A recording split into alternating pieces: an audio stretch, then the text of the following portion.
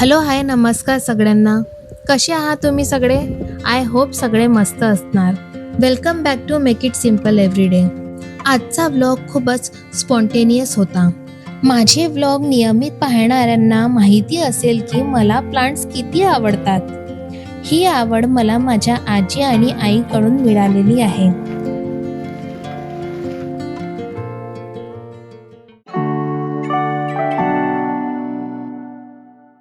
आम्ही असंच थोडंसं बाहेर फिरायला पडलो होतो आणि दादा रस्त्यात पामची एक झाडं नाहीत नर्सरी का तुमच्याकडे? दिसली. मग आम्ही त्या नर्सरीमध्ये थोडा वेळ फिरलो. तिथे रियांगला छोट्याशा आंब्याच्या झाडावर खूप साऱ्या कैरी दिसल्या. त्याला इतका आनंद झाला की तो लगेच आपल्या आजी आजोबांना बोलवायला लागला. वेगवेगळी झाडं, फुलं आणि हिरवळ बघताना वेळ कसा गेला कळलंच नाही. बघता बघता संध्याकाळ झाली, अंधार पडायला लागला आणि मग काही सुंदर प्लांट्स घेऊन आम्ही घरी परतलो. आणि मग उगवला दुसरा दिवस. आई आपल्या मिनी गार्डनमध्ये गेली. काल नर्सरीमधून आणलेल्या प्लांटसाठी जागा करायची होती, म्हणून आधी थोडी साफसफाई केली आणि गार्डनमधला कचरा देखील काढून टाकला. सोबत रियांग पण होता. त्याला तूर दिसली की तुरीच्या शेंगा तोडण्याची खूप उत्सुकता असते, म्हणून आईने त्याच्यासाठी काही शेंगा तोडून दिल्या.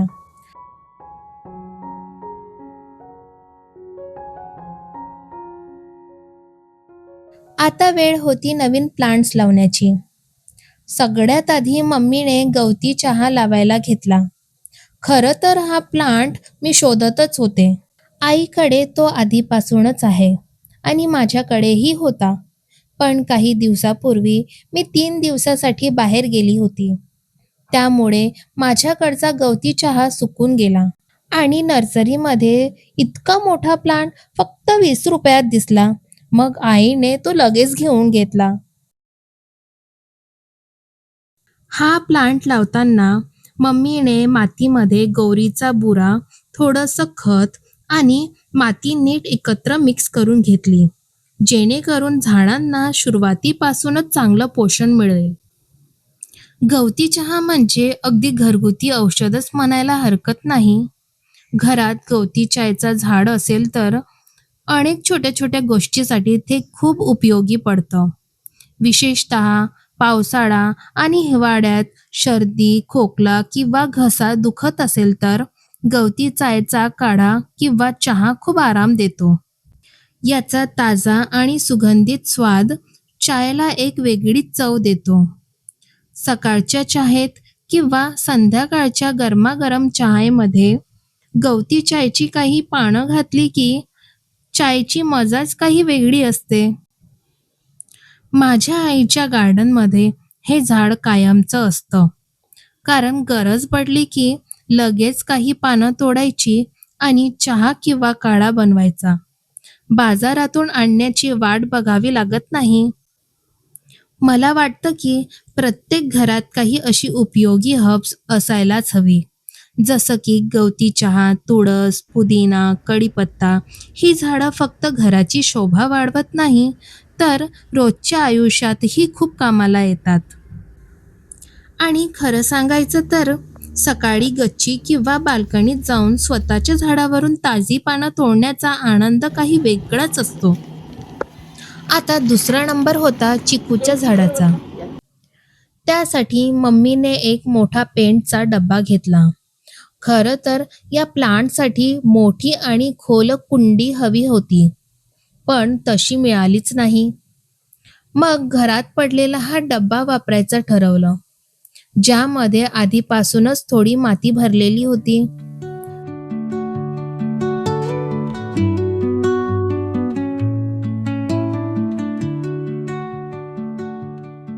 या छोट्याशा चिकूच्या झाडाला आधीच छोटी छोटी चिकू आणि फुलं लागली होती. तसंच आईने माझ्यासाठी पुदिन्याचं एक रोपही वेगळं ठेवलं आहे. खरं तर स्वयंपाकात, चटणीमध्ये किंवा उन्हाळ्यातील थंडगार ड्रिंकसाठी ताजा पुदिना घरात असणं खूपच सोयीचं असतं. त्याचसोबत एक केळीचं छोटंसं रोप सुद्धा देखील लावून घेतलेलं आहे. आजकाल आपण घर सजवण्यासाठी वेगवेगळी ऑर्नामेंटल प्लांट्स आणतो. पण आईच्या मते काही झाडं अशी असतात की प्रत्येक घरात असायलाच हवी. काही झाडं आपल्या रोजच्या वापरण्यासाठी हर्ब्स म्हणून उपयोगी पडतात, तर काही झाडांना धार्मिक आणि सांस्कृतिक महत्त्व असतं. अशा झाडांमुळे घरभोवती हिरवळ तर वाटतंच, पण गरज पडली की ती आपल्या रोजच्या जीवनातही उपयोगी पडतात. खरं सांगायचं तर आईने गेल्या एका वर्षात जवळजवळ एक छोटी नर्सरीच उभी केलेली आहे. आणि यावरून एक गोष्ट नक्की जाणवते.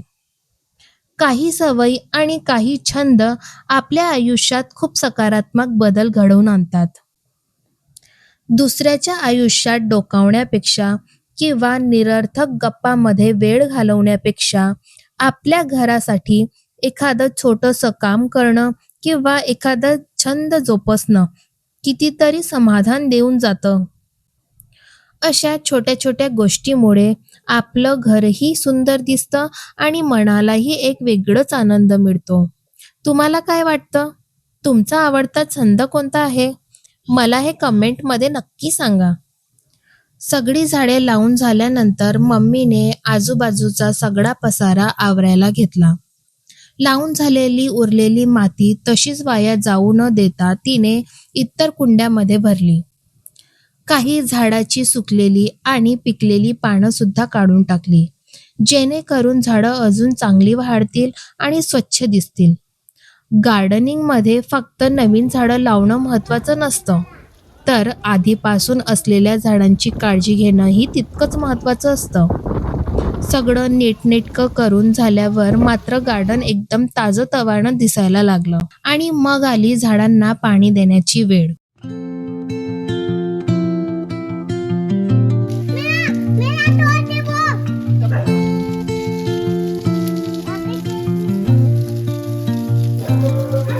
Under the boughs where the shadows play, the wind hums songs at the break of day. Whisper आईने एक एक करून सगळ्या झाडांना भरपूर पाणी दिलं. नवीन लावलेल्या झाडांना सुरुवातीच्या दिवसात योग्य काळजी मिळणं खूप महत्त्वाचं असतं. आणि या सगळ्या कामात रियांगची तर चांगलीच मदत चालू होती. त्याला झाडांना पाणी घालायला खूप आवडतं. मध्ये मध्ये तो पण आपला छोटासा मग्गा घेऊन झाडाकडे जात होता आणि त्याच्या परतीने झाडांना पाणी घालत होता. कधी एखाद्या कुंडीत जास्त पाणी घालायचा, तर कधी अर्धं पाणी वाटेतच सांडायचं. पण त्याचा उत्साह बघण्यासारखा होता. अशा छोट्या छोट्या गोष्टींमधून मुलं निसर्गावर प्रेम करायला शिकतात आणि एखादी गोष्ट जपून वाढवण्याचा आनंद काय असतो तेही समजतं.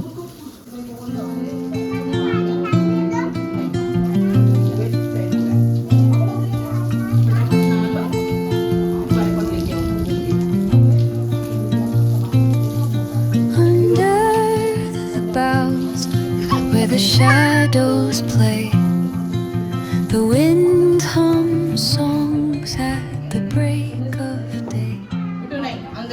Whispering खालच्या सगळ्याच झाडांना पाणी देऊन झाल्यावर आई टेरेसवरच्या झाडांना पाणी घालायला गेली. टेरेसवर पोहोचताच एक वेगळीच प्रसन्नता जाणवत होती. संध्याकाळची शांत वेळ, हिरवीगार झाडं आणि त्यातच फुललेल्या मोगऱ्याचा दरवळणारा सुगंध. पाणी घालत असताना मोगऱ्याचा सुगंध इतका छान पसरलेला होता की क्षणभर सगळा थकवा आणि धावपळ विसरून गेल्यासारखंच वाटलं. खरंच निसर्गात एक वेगळीच जादू असते. कधी एखादा फुललेला झाड, कधी नव्याने आलेला कोंब, तर कधी फुलाचा सुगंध. अशा छोट्या छोट्या गोष्टी मनाला खूप शांतता देऊन जातात. मोगऱ्याच्या त्या सुगंधाने तर संपूर्ण वातावरण प्रसन्न झालं होतं आणि मग अगदी ताजंतवानं वाटत होतं. कधी कधी आनंद मिळण्यासाठी मोठी गोष्टीची गरज नसते. आपल्या घराच्या गच्चीवर फुललेला एखादा फूल सुद्धा दिवस सुगंध बनवून जातो. इतका वेळ गार्डनमध्ये काम केल्यानंतर आम्ही बाहेर भाजी आणायला निघालो. खरं सांगायचं तर भाजी आणणं फक्त एक बहाणा असतो. त्या निमित्ताने घराबाहेर एक छोटीशी फेरी होते आणि रुटीनमध्ये थोडा बदलही होतो. उन्हाळ्याचा सीझन म्हटलं की आंबे तर असणारच. मग आम्ही काही छान आंबे घेतले आणि बाकीची भाजी घेऊन घरी परतलो.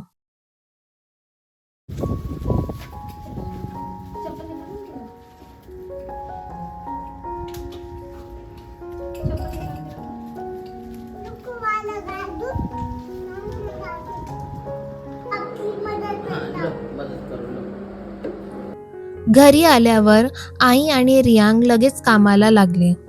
सगळी भाजी फळं वेगवेगळी करून फ्रीजमध्ये ठेवायची होती. रियांग तर खूपच उत्साहात होता. आई त्याला म्हणाली, "हे घे, उचलून बघ." आणि साहेबांनी तर अगदी मनावरच घेतलं. जवळजवळ स्वतः इतकंच मोठं आणि वजनदार बॉक्स उचलायचा प्रयत्न करत होता. हे बघून आम्हाला हसूही येत होतं आणि त्याचा उत्साह बघून कौतुकही वाटत होतं. आता वेळ होती दिवसातील सगळ्यात आवडत्या भागाची. मी पटकन काही गोड रसाळू आंबे कापले आणि मग आम्ही सगळे एकत्र बसून त्या आंब्याचा आस्वाद घेत गप्पा मारत दिवसाचा शेवट केला. खरंच आयुष्यातला आनंद मोठ्या गोष्टीमध्ये नसतो, तो अशाच छोट्या छोट्या क्षणामध्ये दडलेला असतो.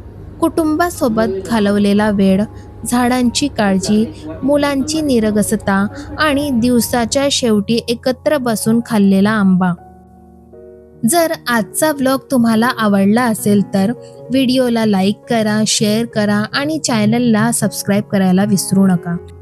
तुम्हाला गार्डनिंग आवडतं का? तुमच्या घरी कोणकोणती फळं झाडं किंवा हर्ब्स आहे?